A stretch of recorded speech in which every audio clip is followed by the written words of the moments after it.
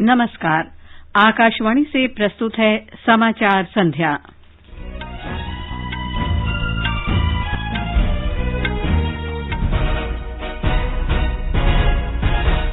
प्रधानमंत्री नरेंद्र मोदी ने कहा, देश के 27 शहरों में 1000 किलोमीटर लंबी मेट्रो लाइन का निर्माण कार्य चल रहा है। उन्होंने अहमदाबाद मेट्रो रेल परियोजना के दूसरे चरण और सूरत मेट्रो परियोजना की आधारशिला रखी। सरकार ने राज्यों और केंद्र शासित प्रदेशों के लिए जीएसटी क्षतिपूर्ति के वास्ते 6000 करोड़ रुपए की 12वीं साप्ताहिक किस्त जारी की। भारत से कुशल श्रमिकों के जापान जाने को बढ़ावा देने के लिए दोनों देशों ने एक समझौता ज्ञापन पर हस्ताक्षर किए। चीन में फंसा भारतीय पोत एमवी जग आनंद 23 भारतीय चालक दल को लेकर जापान पहुंचा। चालक दल का पहला जत्था आज रात स्वदेश के लिए रवाना होगा। और ऑस्ट्रेलिया ने ब्रिस्बेन क्रिकेट टेस्ट मैच में भारत को 328 रन का लक्ष्य दिया। भारत ने चौथे दिन बिना विकेट खोए 4 रन बनाए।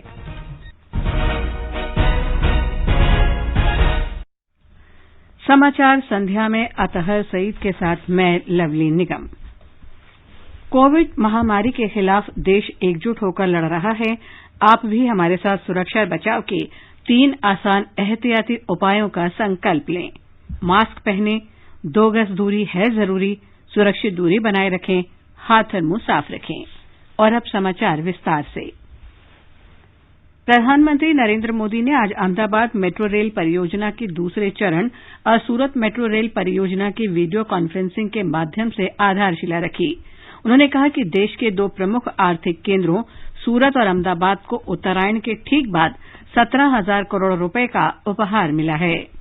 देश के 2 बड़े व्यापारिक केंद्रों अहमदाबाद और सूरत में मेट्रो इन शहरों में कनेक्टिविटी को और मजबूत करने का काम करेगी। आज 17,000 करोड़ रुपए से ज्यादा के इंफ्रास्ट्रक्चर का काम शुरू हो रहा है। 17,000 करोड़ रुपए ये दिखाता है कि कोरोना के इस काल में भी नए इंफ्रास्ट्रक्चर के निर्माण को लेकर देश के प्रयास लगातार बढ़ रहे हैं। श्री मोदी ने कहा कि इन 2 मेट्रो परियोजनाओं की सबसे बड़ी विशेषता ये है कि इन्हें जनता की भविष्य की आवश्यकताओं को ध्यान में रखकर बनाया गया है। अब आज से अहमदाबाद मेट्रो के दूसरे चरण पर काम शुरू हो रहा है। इसका लाभ शहर के लाखों लोगों को होगा। अहमदाबाद के बाद सूरत गुजरात का दूसरा बड़ा शहर है जो मेट्रो जैसे आधुनिक पब्लिक ट्रांसपोर्ट सिस्टम से जुड़ेगा। सूरत में मेट्रो नेटवर्क तो एक प्रकार से पूरे शहर के महत्वपूर्ण व्यापारिक केंद्रों को आपस में कनेक्ट करेगा। मेट्रो के इन प्रोजेक्ट की सबसे बड़ी खासियत ये है कि ये आने वाले वर्षों की जरूरतों का आकलन करते हुए भी बनाए जा रहे हैं।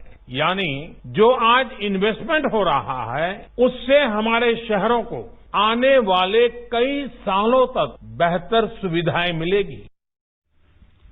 श्री मोदी ने कहा कि पिछली सरकारों और वर्तमान सरकार के कामकाज के तौर तरीकों के बीच अंतर ये भी है कि वर्तमान सरकार देश भर में मेट्रो रेल नेटवर्क का विस्तार कर रही है। श्री मोदी ने बताया कि इस समय देश के 27 शहरों में 1000 किलोमीटर लंबी मेट्रो लाइन का निर्माण कार्य चल रहा है। पहले की सरकारों की जो अप्रोच थी, हमारी सरकार कैसे काम कर रही है, इसका बेहतरीन उदाहरण क्या फर्क था, ये बहुत भली भांति देश में मेट्रो नेटवर्क का विस्तार से पता चलता है। 2014 से पहले के 10-12 साल में सिर्फ 225 किलोमीटर मेट्रो लाइन ऑपरेशनल हुई थी। वहीं बीते 6 साल में 450 किलोमीटर से ज्यादा मेट्रो नेटवर्क चालू हो चुका है। इस समय देश के 27 शहरों में 1000 किलोमीटर से ज्यादा के नए मेट्रो नेटवर्क पर काम चल रहा है। प्रधानमंत्री ने कहा कि उनकी सरकार मेट्रो परियोजनाओं पर समन्वित परिवहन प्रणाली दृष्टिकोण से अमल कर रही है और इनके विकास में परिवहन के अन्य साधनों के साथ तालमेल का भी ध्यान रखा गया है। एक समय था जब हमारे देश में मेट्रो के निर्माण को लेकर कोई आधुनिक सोच नहीं थी, देश की कोई मेट्रो पॉलिसी भी नहीं थी। नतीजा ये हुआ कि अलग अलग शहरों में अलग अलग तरह की मेट्रो अलग अलग तकनीक और व्यवस्था वाली मेट्रो बनने लगी। दूसरी दिक्कत ये थी कि शहर के बाकी ट्रांसपोर्ट सिस्टम का मेट्रो के साथ कोई तालमेल ही नहीं था। आज हम शहरों के ट्रांसपोर्टेशन को एक इंटीग्रेटेड सिस्टम के तौर पर विकसित कर रहे हैं, यानी बस, मेट्रो, रेल सब अपने अपने हिसाब से नहीं दौड़े, बल्कि एक सामूहिक व्यवस्था के तौर पर काम करें, एक दूसरे को पूरक बने। सूरत और अहमदाबाद में हो रहे तेज आर्थिक विकास का उल्लेख करते हुए प्रधानमंत्री ने इन दो शहरों को आत्मनिर्भर भारत का शक्ति केंद्र बताया। बीते कुछ दिनों में ही देश भर में हजारों करोड़ रुपए के इंफ्रास्ट्रक्चर प्रोजेक्ट का या तो लोकार्पण किया गया है या फिर नए प्रोजेक्ट्स पर काम शुरू हुआ है। साथियों, अहमदाबाद और सूरत दोनों गुजरात की और भारत की आत्मनिर्भरता को सशक्त करने वाले शहर हैं। मुझे याद है जब अहमदाबाद में मेट्रो की शुरुआत हुई थी तो वो कितना अद्भुत पल था। लोग छत पे, ढाबे पर खड़े थे। लोगों को चेहरों पर जो खुशी थी वो शायद ही कोई भूल पाएगा। मैं ये भी देख रहा हूं कि अहमदाबाद के सपनों ने, यहां की पहचान ने कैसे खुद को मेट्रो से जोड़ लिया है। प्रधानमंत्री ने कहा कि सूरत शहर इस समय सबसे तेजी से विकसित हो रहा दुनिया का चौथा शहर है, जो एक भारत श्रेष्ठ भारत का उत्कृष्ट उदाहरण है। शहर को भीड़भाड़ से मुक्त करने के लिए बेहतर ट्रैफिक मैनेजमेंट से लेकर अनेक दूसरे कदम उठाए। आज सूरत में करीब 1 दर्जन सीवेज ट्रीटमेंट प्लांट्स हैं। सीवेज ट्रीटमेंट से ही सूरत को आज करीब 100 करोड़ रुपए की आय प्राप्त हो रही है। बीते सालों में सूरत में बेहतरीन आधुनिक अस्पतालों का निर्माण किया गया। इन सभी प्रयासों से सूरत में ईज ऑफ लिविंग बेहतर हुई। आज हम देखते हैं कि सूरत एक भारत श्रेष्ठ भारत का कितना बेहतर उदाहरण है। श्री मोदी ने कहा कि अहमदाबाद भारत का पहला धरोहर शहर है। इसे भी Sabarmati river front, Kankaria lake front और बीआरटीएस जैसी विकास परियोजनाएं मिली हैं। उन्होंने कहा कि अहमदाबाद और सूरत जैसे शहरी आर्थिक केंद्रों के बुलेट ट्रेन परियोजना के माध्यम से देश की वाणिज्यिक राजधानी मुंबई से जुड़ जाने से इन शहरों के विकास को और भी बढ़ावा मिलेगा। श्री मोदी ने कहा कि कभी गांधीनगर को सरकारी कर्मचारियों और वरिष्ठ नागरिकों का शहर माना जाता था, लेकिन आज कई महत्वपूर्ण शिक्षा और टेक्नोलॉजी संस्थानों के कारण ये शहर देश की नई पीढ़ी के निर्माण में लगा है। गृहमंत्री अमित शाह, गुजरात के राज्यपाल आचार्य देवव्रत, मुख्यमंत्री विजय रूपाणी सहित अनेक गण्यमान्य लोगों ने समारोह में हिस्सा लिया। श्री शाह ने कहा कि आज का दिन अहमदाबाद और सूरत के लोगों के लिए ऐतिहासिक दिन है। उन्होंने कहा कि इन शहरों में मेट्रो परियोजनाओं से पर्यावरण में सुधार होगा। हमारे संवाददाता ने खबर दी है कि सूरत और अहमदाबाद की मेट्रो परियोजनाओं से दोनों शहरों को पर्यावरण के अनुकूल तेज रफ्तार जन परिवहन प्रणाली उपलब्ध होगी। अहमदाबाद मेट्रो रेल प्रोजेक्ट के दूसरे चरण और सूरत मेट्रो रेल प्रोजेक्ट का भूमि पूजन संपन्न करने के बाद प्रधानमंत्री नरेंद्र मोदी ने कहा कि हमारी सरकार शहरों की परिवहन सुविधा को एकीकृत प्रणाली की तरह विकसित कर रही है। इस अवसर पर अपने संबोधन में केंद्रीय गृह मंत्री श्री अमित शाह ने अहमदाबाद और सूरत के लोगों के लिए आज का दिन ऐतिहासिक बताया। उन्होंने कहा कि अहमदाबाद और सूरत में मेट्रो रेल प्रोजेक्ट से लोगों को पर्यावरण सानुकूल, अच्छी गुणवत्ता वाली और सस्ती पब्लिक ट्रांसपोर्ट सिस्टम उपलब्ध हो पाएगी। गुजरात के मुख्यमंत्री श्री विजय रूपाणी ने इस अवसर पर कहा कि पिछले कुछ समय में राज्य में अनेक नए प्रोजेक्ट पूर्ण हो चुके हैं या तो शुरू किए गए हैं, जिसमें राजकोट में नई एम्स, स्टैच्यू ऑफ यूनिटी और केवड़िया में अनेक विकास कार्य और सी प्लेन सुविधा जैसे प्रोजेक्ट शामिल है। योगेश पंड्या, आकाशवाणी समाचार, अहमदाबाद। वित्त मंत्रालय ने जीएसटी क्षतिपूर्ति की कमी को पूरा करने के लिए राज्यों को 6,000 करोड़ रुपए की 12वीं साप्ताहिक किस्त जारी की है। इसमें से 23 राज्यों को 5,516 करोड़ रुपए से अधिक की राशि जारी की गई है, जबकि 3 केंद्र शासित प्रदेशों दिल्ली, जम्मू कश्मीर और पुदुचेरी के लिए 483 करोड़ 40 लाख रुपए की राशि जारी की गई है। बाकी 5 राज्यों अरुणाचल प्रदेश, मणिपुर, मिजोरम, नागालैंड और सिक्किम में जीएसटी को लागू करने के कारण राजस्व में कोई अंतर नहीं आया है। वित्त मंत्रालय ने कहा है कि 65,582 करोड़ रुपए से अधिक की राशि राज्यों को जारी की गई है और 6,417 करोड़ से अधिक की राशि विधानसभा वाले केंद्र शासित प्रदेशों को जारी की गई है। इसके साथ ही अनुमानित जीएसटी क्षतिपूर्ति की 65% राशि जारी की जा चुकी है। उपराष्ट्रपति एम वेंकैया नायडू ने आज सभी कारपोरेट को सुझाव दिया कि वे जागरूक होकर सचेतक व्हिसल ब्लोइंग व्यवस्था को प्रोत्साहित करें और सचेतकों को पर्याप्त संरक्षण प्रदान करें। Institute of company secretaries of India के दीक्षांत समारोह में उपराष्ट्रपति ने जोर देकर कहा कि कारपोरेट शासन के सभी मामलों में पारदर्शिता और जवाबदेही सुनिश्चित करना जरूरी है ताकि सभी साझेदारों का विश्वास बढ़ाया जा सके। सार्वजनिक धन की रक्षा करने की आवश्यकता पर बल देते हुए श्री नायडू ने कहा कि किसी भी प्रकार की अनियमितता को कम करने के लिए व्यवस्था विश्वसनीय और सरल होनी चाहिए। उपराष्ट्रपति ने युवा कंपनी सचिवों से आग्रह किया कि वे कारपोरेट शासन में नैतिकता और जवाबदेही सुनिश्चित करें।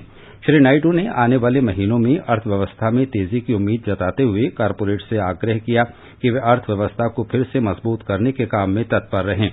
उन्होंने कहा कि भारत ने कोरोना वायरस के खिलाफ संघर्ष में विकसित देशों सहित अनेक अन्य देशों की तुलना में बहुत अच्छा काम करते हुए अर्थव्यवस्था में जान डालने के लिए कदम उठाए। भारत और जापान ने आज एक सहयोग ज्ञापन पर हस्ताक्षर किए। ये विशिष्ट कुशल श्रमिकों के लिए भागीदारी के बुनियादी ढांचा से संबंधित है। इसके तहत भारत के कुशल श्रमिकों को जापान में काम करने का मौका मिलेगा। इसमें विशिष्ट कौशल की 14 श्रेणियों को शामिल किया गया है। इसके अंतर्गत जापानी भाषा की परीक्षा में पास कुशल श्रमिक अनुबंध पर जापान जाकर रोजगार पा सकेंगे।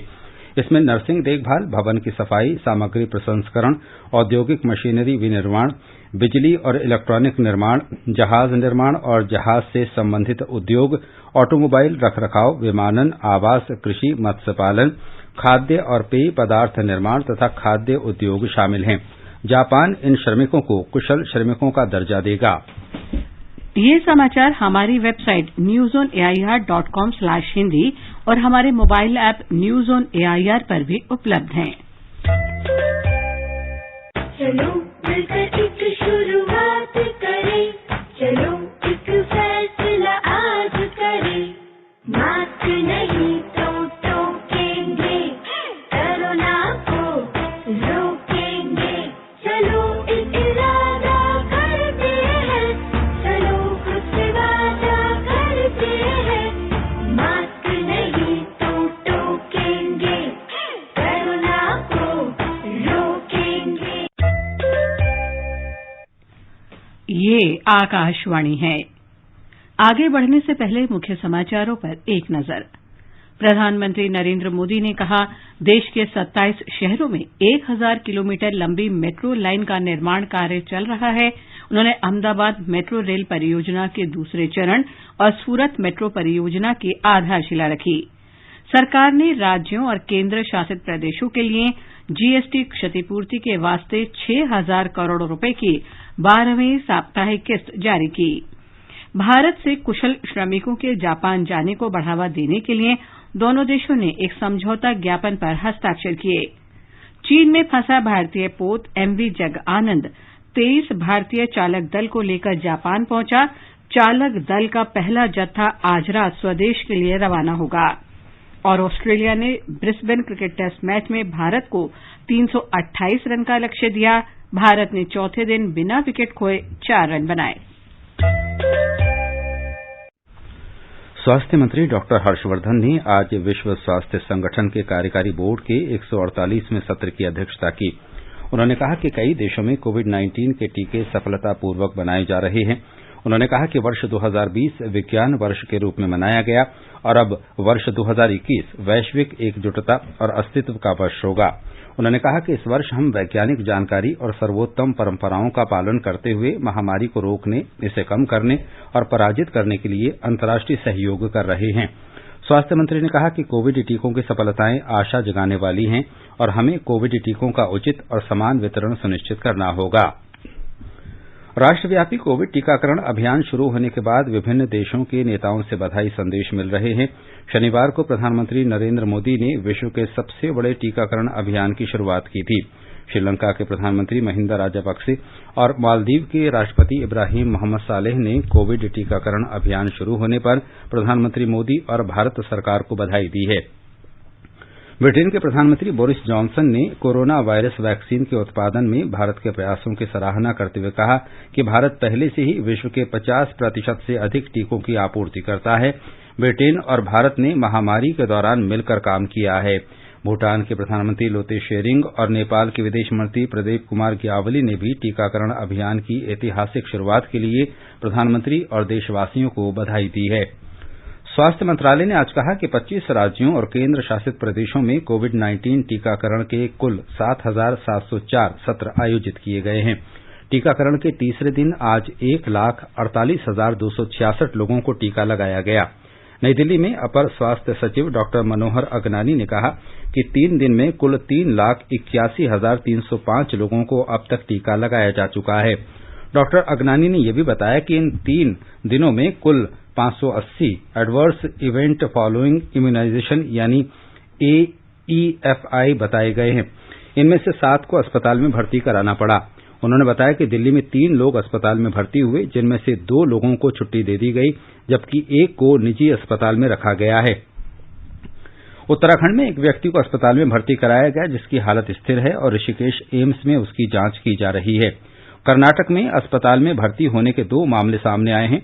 छत्तीसगढ़ में 1 मामले की जांच की जा रही है। उन्होंने बताया कि 2 लोगों की मृत्यु हुई, जिनमें से 1 उत्तर प्रदेश और 1 कर्नाटक से थे। पोस्टमार्टम रिपोर्ट के अनुसार उत्तर प्रदेश के निवासी की मौत टीकाकरण से नहीं हुई है। उन्होंने कहा कि दूसरे व्यक्ति की मृत्यु का कारण जानने के लिए पोस्टमार्टम रिपोर्ट का इंतजार है। लद्दाख में लेह स्वायत्त पर्वतीय विकास परिषद के अध्यक्ष और मुख्य कार्यकारी पार्षद फिरोज अहमद खान ने आज करगिल के जिला अस्पताल में कोविड टीकाकरण की शुरुआत की। मुख्य चिकित्सा अधिकारी डॉक्टर मुनव्वर हुसैन वजीर ने पहला टीका लगवाया। फिरोज खान ने करगिल के लिए आज के दिन को ऐतिहासिक बताया। श्री खान ने कहा कि सभी को स्वयं टीके लगवाने चाहिए और इस बारे में किसी भी अफवाह से बचना चाहिए। जाने माने हृदय रोग विशेषज्ञ नारायण हेल्थ सिटी के अध्यक्ष डॉक्टर देवी प्रसाद शेट्टी ने कहा है कि यदि देश की आधी आबादी का टीकाकरण हो जाता है तो हम कोविड वैश्विक महामारी के विरुद्ध आधी लड़ाई जीत लेंगे।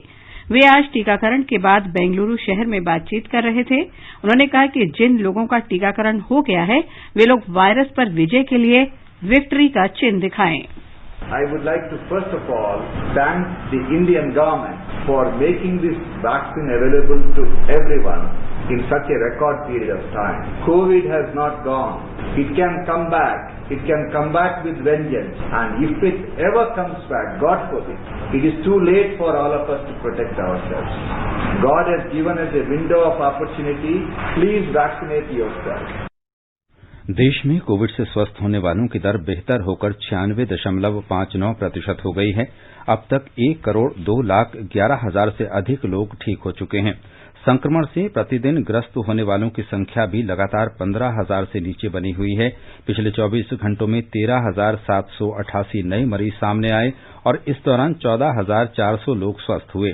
ठीक होने वालों की संख्या मौजूदा मरीजों का 50 गुना से भी अधिक है। स्वास्थ्य मंत्रालय ने बताया है कि देश भर में चिकित्सा सुविधाओं को बढ़ाने, केंद्र सरकार द्वारा जारी दिशा निर्देशों का राज्यों और केंद्र शासित प्रदेशों द्वारा कड़ाई से पालन कराने, चिकित्सकों, चिकित्सा से जुड़े अन्य कर्मचारियों और अग्रिम पंक्ति के कार्यकर्ताओं द्वारा की गई निस्वार्थ सेवा के कारण देश में कोविड से स्वस्थ होने वालों की दर लगातार बेहतर हो गई है।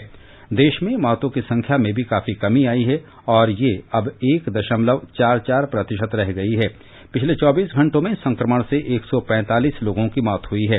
पिछले 24 घंटों में देश में 5,48,000 से अधिक कोविड जांच की गई। अब तक 18 करोड़ 70 लाख से अधिक जांच की जा चुकी है। केंद्र सरकार और भारतीय आयुर्विज्ञान अनुसंधान परिषद ने देश में कोविड जांच की क्षमता को लगातार बढ़ाया है और अब ये प्रतिदिन 15 लाख जांच के स्तर पर पहुंच गई है। गुजरात में पिछले 24 घंटों के दौरान कोविड के 518 नए मरीज सामने आए हैं। राज्य के स्वास्थ्य विभाग के अनुसार स्वस्थ होने की दर में सुधार हुआ है और ये 95.79% हो गई है। एक रिपोर्ट। गुजरात में कोविड-19 संक्रमण के अब तक 2,55,872 मामले सामने आ चुके हैं, जिसमें से 2,45,107 मरीज ठीक हो चुके हैं। कल 704 मरीजों के ठीक होने के साथ अस्पतालों से छुट्टी दी गई। संक्रमण के सबसे अधिक 99 नए मामले कल अहमदाबाद में दर्ज हुए, जबकि सूरत में 86 नए मामले सामने आए। राज्य में इस वक्त 6,400 सक्रिय मामले हैं, जिसमें से 56 मरीजों को वेंटिलेटर पर रखा गया है। योगेश पंड्या, आकाशवाणी समाचार, अहमदाबाद। राजस्थान सरकार ने राज्य के 13 जिला मुख्यालयों में रात का कर्फ्यू हटा लिया है। कोविड से अत्यधिक प्रभावित 8 शहरों में 21 नवंबर से रात का कर्फ्यू लगाया गया था, जिसे बाद में 13 और शहरों में लागू कर दिया गया था। एक रिपोर्ट। मुख्यमंत्री अशोक गहलोत की अध्यक्षता में आज हुई उच्च स्तरीय बैठक में रात्रिकालीन कर्फ्यू को समाप्त करने का निर्णय किया गया। इन जिला मुख्यालयों पर रात 8 बजे से सुबह 6 बजे तक कर्फ्यू के आदेश थे, जबकि बाजार शाम 7 बजे बंद करने होते थे। अब सामाजिक, धार्मिक और राजनीतिक कार्यक्रम के लिए भी जिला कलेक्टर से अनुमति नहीं लेनी होगी, केवल सूचना देना पर्याप्त होगा। बैठक में कोरोना की RT-PCR जांच की दर को 800 से घटाकर 500 रुपए करने का भी निर्णय किया गया। साथ ही अब 100 बेड से अधिक क्षमता वाले निजी अस्पतालों में कोरोना रोगियों के लिए 40% बेड आरक्षित करने की बाध्यता को समाप्त कर दिया गया है। अब इन अस्पतालों में केवल 10 बेड आरक्षित करने होंगे। मुख्यमंत्री अशोक गहलोत ने प्रदेशवासियों से कोविड प्रोटोकॉल की पालन करने की अपील की है। जितेंद्र द्विवेदी, आकाशवाणी समाचार, जयपुर। महाराष्ट्र सरकार ने कोविड दिशा निर्देशों का कड़ाई से पालन करते हुए सभी ग्राम पंचायतों में ग्राम सभाओं को बुलाने की मंजूरी दे दी है। ग्रामीण विकास मंत्री हसन मुशर्रफ ने बताया कि महाराष्ट्र ग्राम पंचायत अधिनियम के अनुसार एक वित्त वर्ष में ग्राम सभाओं की कम से कम 4 बैठकें आयोजित करनी अनिवार्य हैं। अधिनियम के अनुसार अगर ग्राम सभा आयोजित नहीं की जाती है तो इसके लिए पंचायत के सरपंच, उप सरपंच और ग्राम सेवक जिम्मेदार होंगे और उनके खिलाफ कार्रवाई की जा सकती है। आकाशवाणी का समाचार सेवा प्रभाग आज अपने फोन इन कार्यक्रम में कोविड पर विशेष परिचर्चा प्रसारित करेगा। ये कार्यक्रम आज रात 9:30 बजे से FM गोल्ड और अतिरिक्त मीटरों पर सुना जा सकता है। नई दिल्ली स्थित अखिल भारतीय आयुर्विज्ञान संस्थान के मेडिसिन विभाग के सहायक प्रोफेसर डॉ पीयूष रंजन परिचर्चा में भाग लेंगे। श्रोता हमारे टोल फ्री नंबर 1800-115767 और लैंडलाइन नंबर 011-233-14444 पर विशेषज्ञ से सवाल पूछ सकते हैं। हमारे Twitter handle @AIR News Alerts पर #AskAIR के जरिए भी सवाल पूछ सकते हैं। ये कार्यक्रम हमारी वेबसाइट newsonair.com और हमारे YouTube channel news on AIR official पर भी उपलब्ध रहेगा। केंद्र सरकार ने आज सोशल मीडिया पर आई उन खबरों का खंडन किया है कि गृह मंत्रालय ने स्कूलों और कॉलेजों को फिर से बंद करने का आदेश जारी किया है। पत्र सूचना कार्यालय PIB ने इस खबर को फर्जी करार दिया है। PIB ने स्पष्ट किया है कि गृह मंत्रालय ने स्कूल कॉलेजों को बंद करने से संबंधित कोई आदेश जारी नहीं किया है। राजस्थान में 10 महीने के बाद राज्य के स्कूल, कॉलेज और अन्य शिक्षण संस्थान आज से फिर खोले गए हैं। 9वीं से 12वीं कक्षा तक के छात्रों के लिए कक्षाएं शुरू हो गई हैं। कॉलेजों में भी अंतिम वर्ष के छात्रों की पढ़ाई शुरू हो गई है। दिल्ली में भी 10वीं और 12वीं कक्षा के विद्यार्थियों के लिए स्कूल आज से खुल गए हैं। राष्ट्रीय राजधानी में सभी स्कूल कोविड महामारी से बचाव के लिए पिछले वर्ष मार्च से बंद कर दिए गए थे। दिल्ली सरकार ने कहा था कि CBSE की बोर्ड परीक्षाओं और प्रैक्टिकल को देखते हुए स्कूल खोलने की अनुमति दी गई है। विद्यार्थी अभिभावकों की सहमति के बाद स्कूल आ सकते हैं। शिक्षा मंत्री रमेश पोखरियाल निशंक ने कहा है कि नई राष्ट्रीय शिक्षा नीति छात्रों की आकांक्षाओं को पूरा करने की दिशा में एक अनूठा मंच प्रदान करेगी। उन्होंने कहा कि इस नीति से छात्रों में वैज्ञानिक स्वभाव को बढ़ावा मिलने के साथ ही उन्हें व्यावसायिक गतिविधियों के लिए प्रोत्साहन मिलेगा। नई दिल्ली में केंद्रीय विद्यालय के छात्रों के साथ बातचीत में श्री निशंक ने कहा कि राष्ट्रीय शिक्षा नीति समग्र मूल्यांकन प्रक्रिया बनाएगी।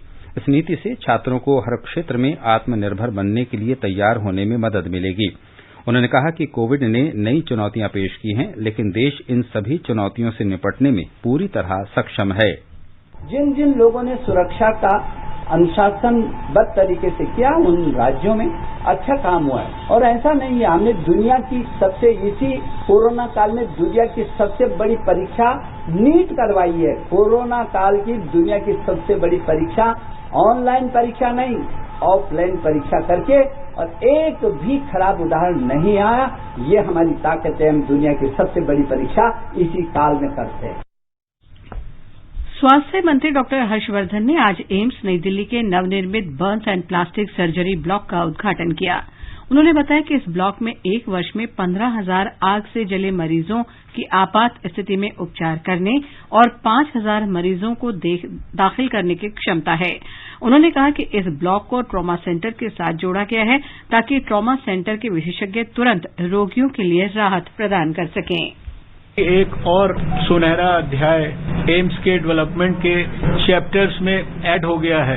बर्न्स एंड प्लास्टिक सर्जरी का एक exclusive state of the art department, एक एक्सक्लूसिव 8 मंजिला ब्लॉक जहां सब प्रकार की बर्न्स और प्लास्टिक सर्जरी से जुड़ी हुई सुविधाएं उपलब्ध हैं। सड़क परिवहन और राजमार्ग मंत्री नितिन गडकरी ने कहा है कि इस वर्ष मार्च के अंत तक प्रतिदिन 40 किलोमीटर सड़क बनाने का लक्ष्य हासिल कर लिया जाएगा। उन्होंने बताया कि सरकार प्रतिदिन 30 किलोमीटर सड़क बनाने का लक्ष्य हासिल कर चुकी है।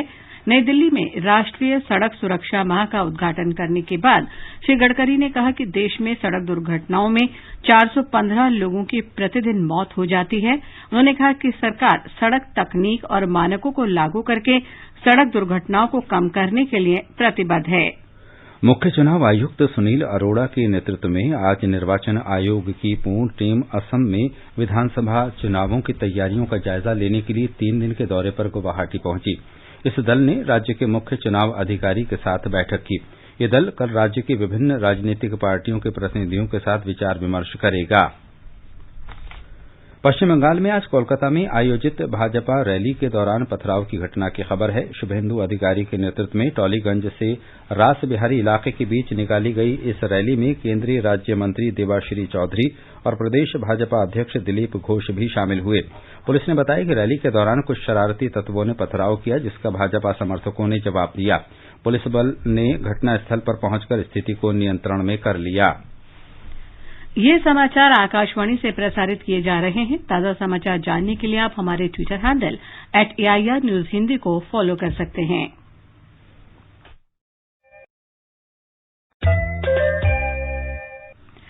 भारतीय पोत MV जग आनंद 23 सदस्यीय चालक दल की अदला बदली के लिए आज जापान पहुंच गया है।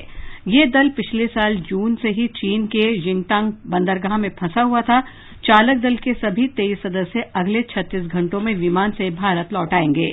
पोत के मालिक ने प्रसार भारती समाचार को बताया कि दल के करीब 1 दर्जन सदस्य आज रात स्वदेश रवाना हो जाएंगे, जबकि अन्य सदस्यों के कल तक लौटने की संभावना है। भारत ने ईरान के चाबहार बंदरगाह को 2 मोबाइल हार्बर क्रेन MHC की पहली खेप की आपूर्ति की है।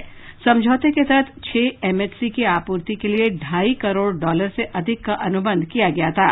बंदरगाह, जहाजरानी और जलमार्ग मंत्री मनसुख मंडाविया ने कहा कि चाबहार बंदरगाह एक महत्वपूर्ण रणनीतिक बंदरगाह है। बंबई शेयर बाजार का संवेदी सूचकांक आज 470 अंक गिरकर 48,564 पर बंद हुआ। नेशनल स्टॉक एक्सचेंज का निफ्टी भी 152 अंक के नुकसान से 14,281 पर आ गया। ब्रिस्बेन में ऑस्ट्रेलिया ने चौथे और अंतिम क्रिकेट टेस्ट मैच में भारत को 328 रन का लक्ष्य दिया है। जवाब में आज चौथे दिन भारत ने दूसरी पारी में बिना कोई विकेट खोए 4 रन बना लिए हैं। रोहित शर्मा 4 और शुभमन गिल बिना खाता खोले क्रीज में हैं। इससे पहले ऑस्ट्रेलिया की टीम दूसरी पारी में 294 रन बनाकर आउट हुई। स्टीवन स्मिथ ने सबसे अधिक 55 रन बनाए। मोहम्मद सिराज ने 5 और शार्दुल ठाकुर ने 4 विकेट लिए। 4 मैचों की श्रृंखला 1-1 की बराबरी पर है। रक्षा अनुसंधान और विकास संगठन DRDO ने केंद्रीय रिजर्व पुलिस बल को आज मोटर बाइक एम्बुलेंस रक्षिता सौंपी। CRPF के महानिदेशक डॉक्टर AP माहेश्वरी ने इस अवसर पर 21 रक्षिता बाइक को रवाना किया। बाइक एम्बुलेंस भारतीय सुरक्षा बलों और आपात समय में स्वास्थ्य देखभाल के समक्ष आने वाली समस्याओं के समय सहायता करेगी।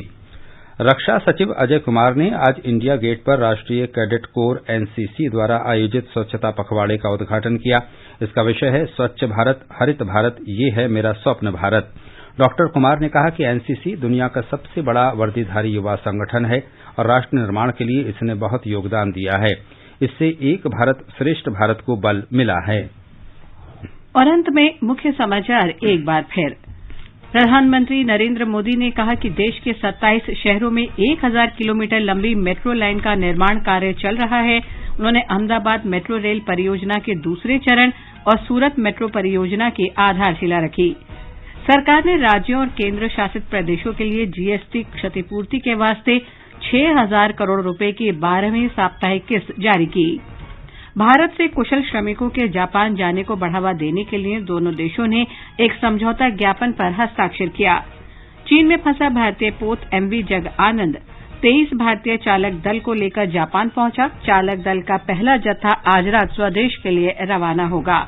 और ऑस्ट्रेलिया ने ब्रिस्बेन क्रिकेट टेस्ट मैच में भारत को 328 रन का लक्ष्य दिया। भारत ने चौथे दिन बिना विकेट खोए 4 रन बनाए। इसके साथ ही समाचार संध्या का ये अंक समाप्त हुआ। नमस्कार।